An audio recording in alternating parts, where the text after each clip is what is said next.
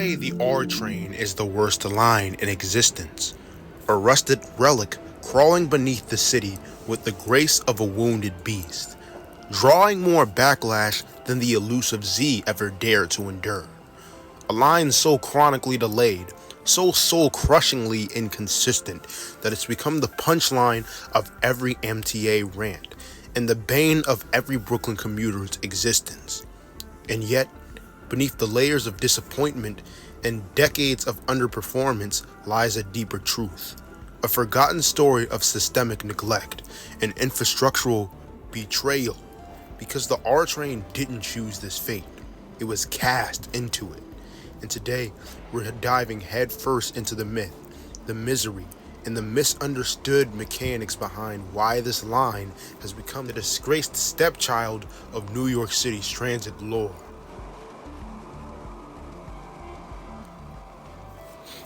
The R train begins its journey deep in the southern reaches of Brooklyn. Launching from the quiet terminus of Bay Ridge 95th Street, a station tucked into the edge of the borough like a forgotten outpost.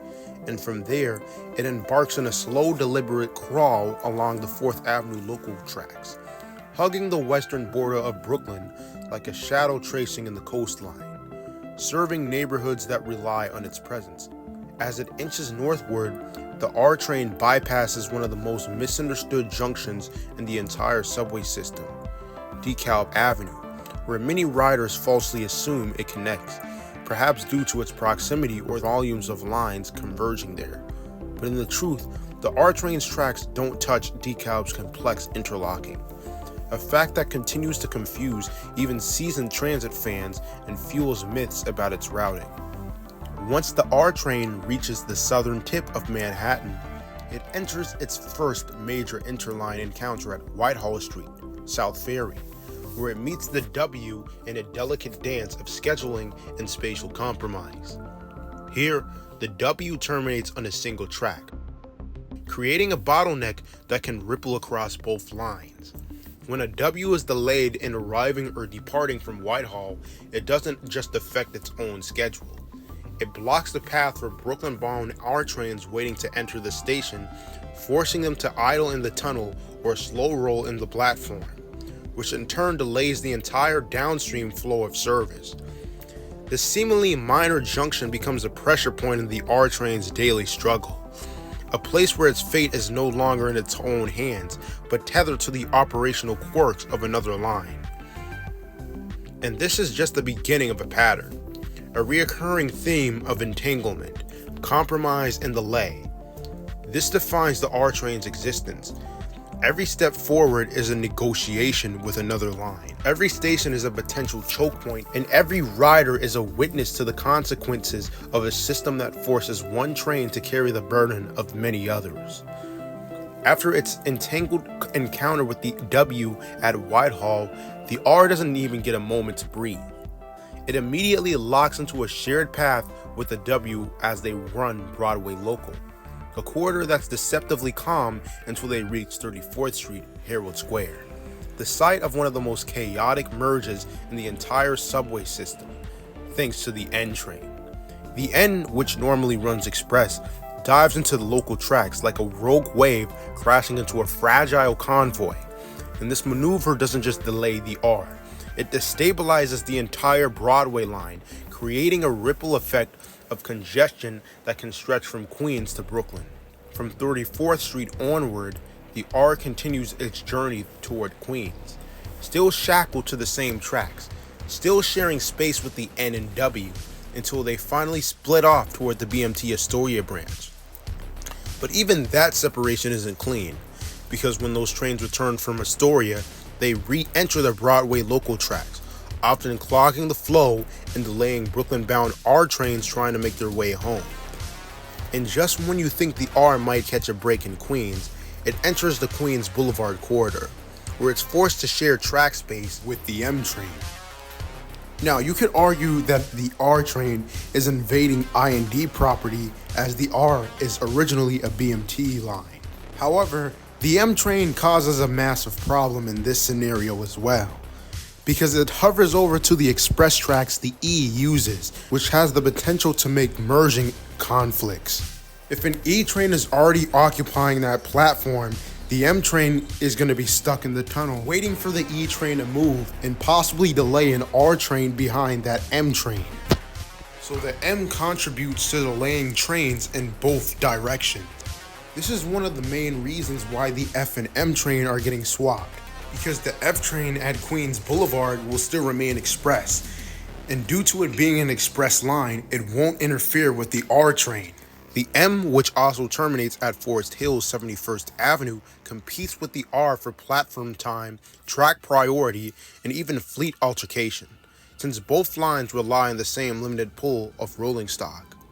This means the R isn't just battling delays from other lines. It's fighting for its very existence. The second it steps out of Brooklyn, squeezed between operational constraints and interline politics, unable to run at full strength because its resources are constantly being sifted away to support other services. The R train, more than any other line in the system, seems cursed with a pattern of perpetual entanglement, forced to share its tracks with a dozen other lines that shift into its path like invading armies, each one siphoning away its time slots, momentum, dignity. And this relentless convergence is precisely why the R train suffers from notoriously poor service in Brooklyn.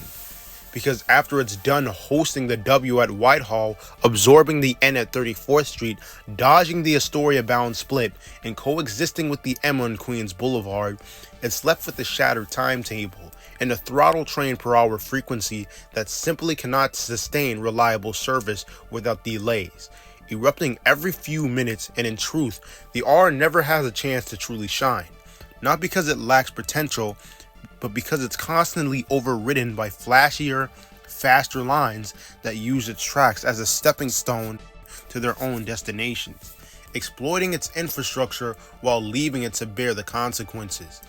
And so the blame doesn't lie in the R itself, but with the systemic design that forces it to carry the weight of interline traffic, sacrificing its own performance so others can thrive. And while riders may mock it as slow or inefficient, the reality is that the R train is the unsung martyr of the MTA. A line that isn't slow for no reason, but slow because it's been robbed of the space, scheduling, and the respected needs to operate freely. What can we do to fix this? That's the question every frustrated R train rider has asked at least once, staring into the abyss of the delayed platform announcement while the Broadway line chokes on its own congestion. The answer, at least in theory, lies in a radical reimagining of the system's interline architecture, one that would reroute the N train away from the Broadway local tracks entirely, allowing it to run via the Q train's corridor and connect through a newly constructed junction at 63rd Street.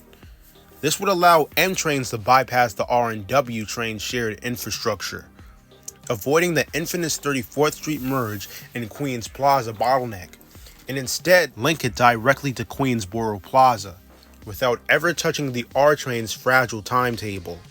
It's a visionary fix, one that could finally liberate the R from the constant interference of express lines, hijacking its tracks. But of course, the moment this idea is proposed, the chorus of impossible begins. Skeptics will point to the skyscraper foundations around Manhattan and Queens, warning that any tunneling would risk destabilizing billion-dollar structures and trigger lawsuits before a single shovel hits the ground.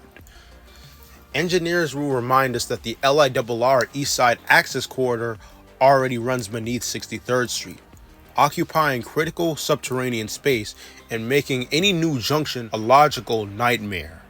And even if the physical space could somehow be carved out, the 63rd Street tunnel was already used by the F, and soon the M as well, meaning this corridor is saturated with traffic and would buckle the weight of another line. So while the dream of a clean N bypass is mythic in scope, the reality is buried under layers of concrete, politics, and legacy infrastructure. Meanwhile, Broadway CBTC upgrade, the signal modernization that could finally allow trains to run closer together without crashing the system, is still years away, slated to be one of the last corridors to receive the upgrade, meaning riders could possibly continue to suffer all the way till 2045, of delay-prone junctions, unpredictable service. Now imagine a future where New York City dares to think like Chongqing, a city that didn't just build through its transit system, but through it, threading their subway through buildings, so the idea of the end having dedicated tracks feasible. This turns what would have been a logical nightmare into a marvel of urban integration. What if instead of treating skyscrapers as immovable obstacles, we repurpose to select some buildings as transit-integrated infrastructure, carving out corridors for express trains to bypass congested junctions and reclaim their speed?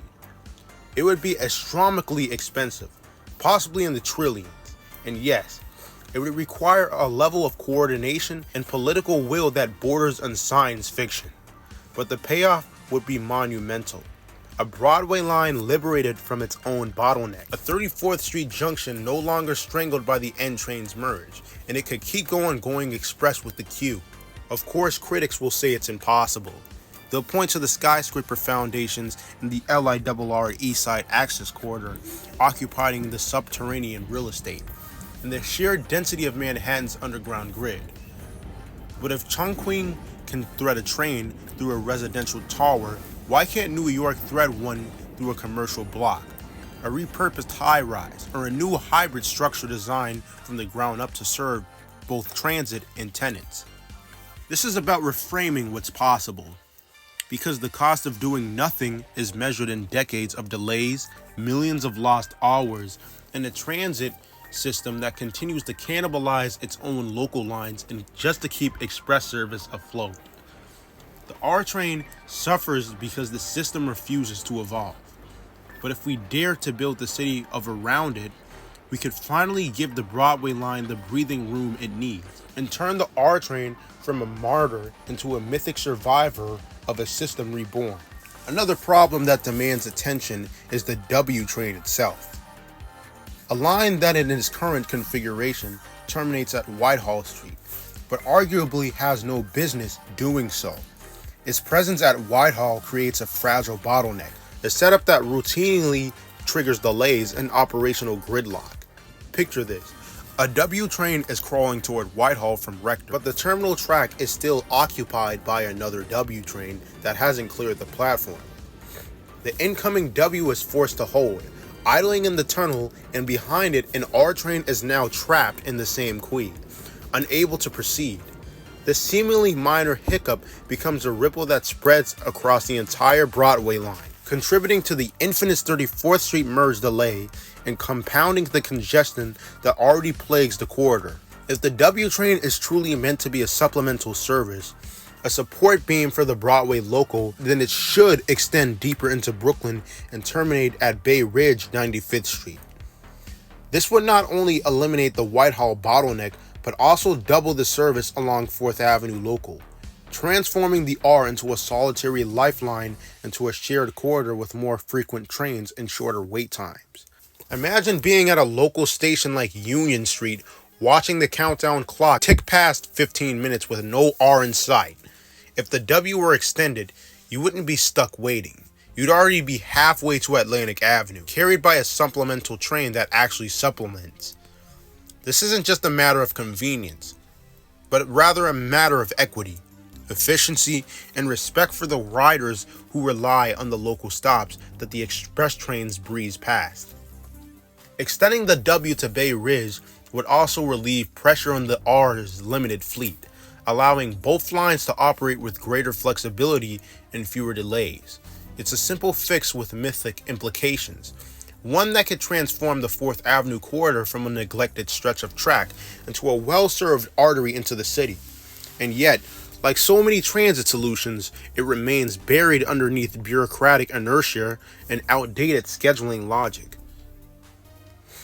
Now, here's one problem that I think people will point out.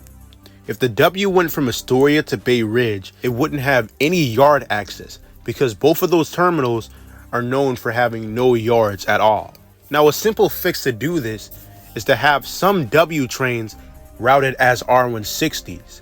And then, once they get to Bay Ridge, the R160W trains can swap back to R trains. And then they could end up to Forest Hills for maintenance checks at the Jamaica Yard. But next time you think of the R train as a bad line, don't picture it as a slow train. You need to imagine a person burdened with 100 bags of cookies, each one representing a train slot. This person begins their journey through the most crowded corridor imaginable, a place where every step is a negotiation, every inch of space is contested, and every cookie bag is jostled, borrowed, or outright taken by others rushing past. They're not walking freely. They're being squeezed between express trains, supplemental lines, and junction merges, forced to share their path with a dozen other travelers who all believe their journey matters more. By the time they've reached the halfway point, they've given their cookies to the N at 34th, the W at Whitehall, the M at Queens Plaza, and to the ghosts of the G and V trains that once haunted their route. They've sacrificed their own resources just to keep the system moving. And then finally, when the crowd thins and the path clears, when they reach the part of the journey where they can finally serve their own riders, they open their bag and find only 6 cookies left. 6 trains per hour, 6 chances to show up, 6 moments of relief for the people waiting at Union Street, at 45th Street, at Bay Ridge. And those people are angry not because the cookie carrier is lazy or slow, but because they're hungry and they've been waiting. And they don't realize that person they're blaming has already given away everything they had just to survive the crowd. That's the R train. It's not a bad line. It's a line that's been robbed of its capacity, dignity, and ability to serve. It's the cookie carrier who walks through the chaos so others can eat and gets blamed when there's nothing left. So next time you curse the R for being late, remember it's not the R's fault. It's the system that demands sacrifice and gives nothing back.